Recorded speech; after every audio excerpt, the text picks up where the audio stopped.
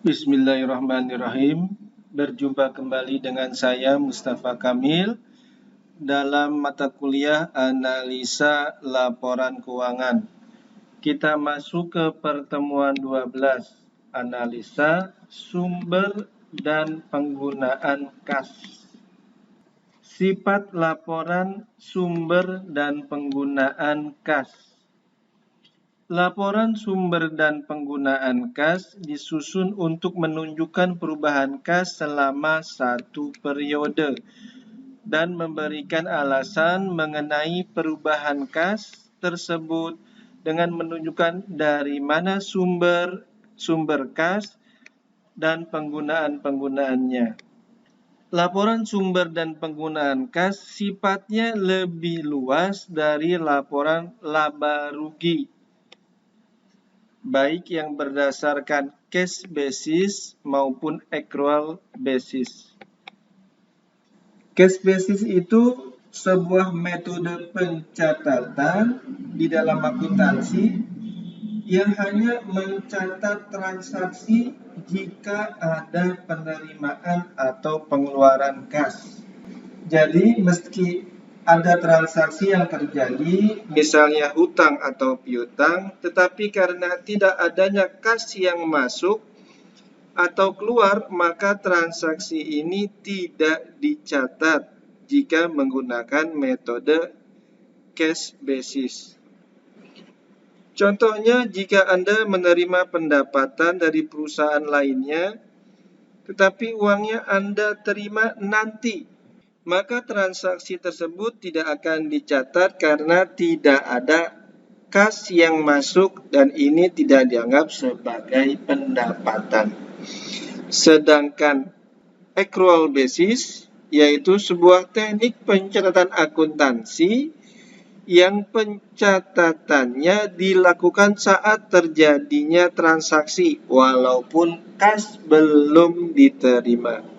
Laporan sumber dan penggunaan modal dapat digunakan sebagai dasar dalam menaksir kebutuhan kas masa yang akan datang.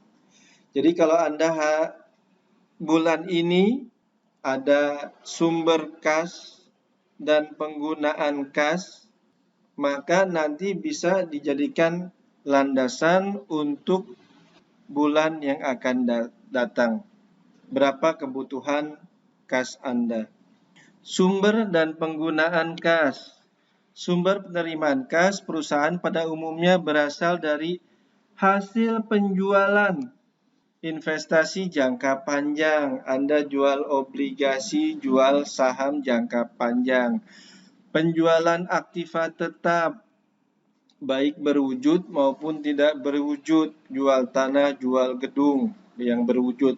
Atau misalnya yang tidak berwujud, merek dagang dijual, dan sebagainya. Selanjutnya penjualan atau emisi saham, mengeluarkan saham baru. Pada saat Anda mengeluarkan saham baru, dibeli dengan kas, maka termasuk sumber penerimaan kas. Atau adanya penambahan modal oleh pemilik. Pengeluaran tanda bukti hutang, baik jangka pendek maupun jangka panjang.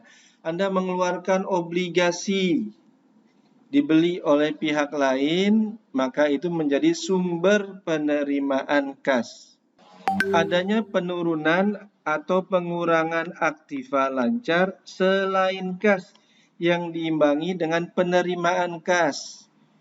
Misalnya piutang dagang tadinya 10.000 menjadi 7.000. Nah, 3.000-nya itu menambah kas. Tadi piutangnya berkurang, tetapi yang 3.000-nya menambah kas. Adanya penerimaan kas karena sewa, bunga, pendapatan bunga nih, atau pendapatan dividen, sumbangan atau hadiah yang bersifat kas, tunai. Sedangkan pengeluaran kas dapat terjadi disebabkan pembelian saham atau obligasi untuk investasi jangka pendek maupun jangka panjang. Anda membeli saham obligasi, maka penggunaan kas. Pembelian aktiva tetap, Anda membeli mobil, Anda membeli tanah, membeli gedung dengan tunai, maka penggunaan kas. Penarikan kembali saham yang beredar maupun pengambilan kas oleh pemilik. Saham yang beredar ditarik, artinya dibeli kembali oleh perusahaan, maka Anda mengeluarkan kas. Pengambilan kas oleh pemilik private, nah itu termasuk pengeluaran kas.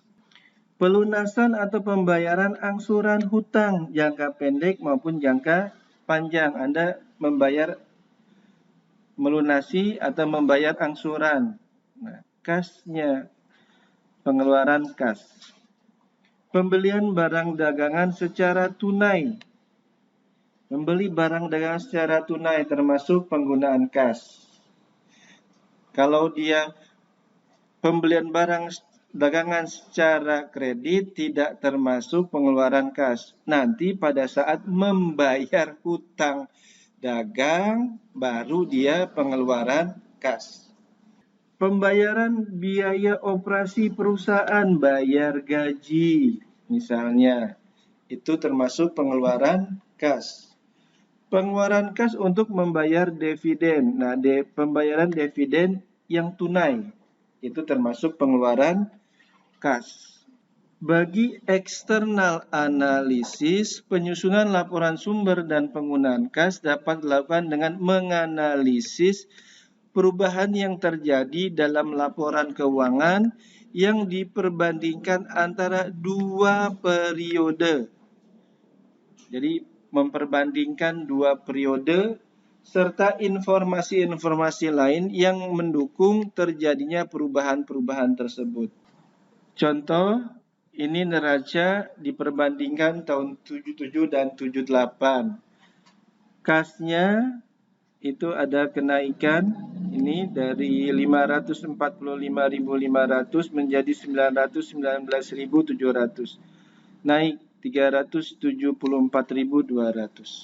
Jadi dibandingkan dua periode, yang lainnya juga sama ya. Kita lanjutkan. Jadi di sini dicari kenaikan dan penurunannya. Yang ini juga sama. Nah, dari sini kita buat laporan sumber dan penggunaan kas. Sumber kas diantaranya hasil operasi selama tahun 78, laba bersih 521.900. Dari mana kita lihat di neraca di atas? Nah, ini 521.900. Ditambah dengan penurunan piutang wesel 250.000. Kita lihat. Nah, ini piutang wesel turun 250.000. Kalau piutangnya berkurang berarti ada pembayaran piutang. Maka di sini menjadi sumber. Penurunan persekot biaya 9.000. Kita lihat. Nah, ini persekot biaya 9.000. Kenaikan hutang gaji 131.500. Lalu depresiasi aktiva tetap 83.500 dijumlahkan 474.000 ditambahkan dengan laba bersih jadi 995.900. Lalu dikurangi dengan kenaikan piutang dagang 288.600, kenaikan persediaan 105.300, penurunan hutang dagang 102.800, penurunan hutang wesel 25.000. Dijumlahkan 521.700. Ya, dikurangkan dengan ini. Nah, ini 474.200. Ditambah dengan penjualan modal saham 600.000. Jadi 1.074.200.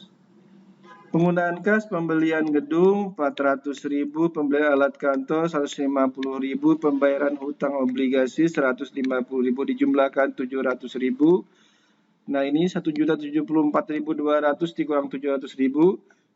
Ada kenaikan kas 374.200. Ya, terima kasih, semoga bermanfaat.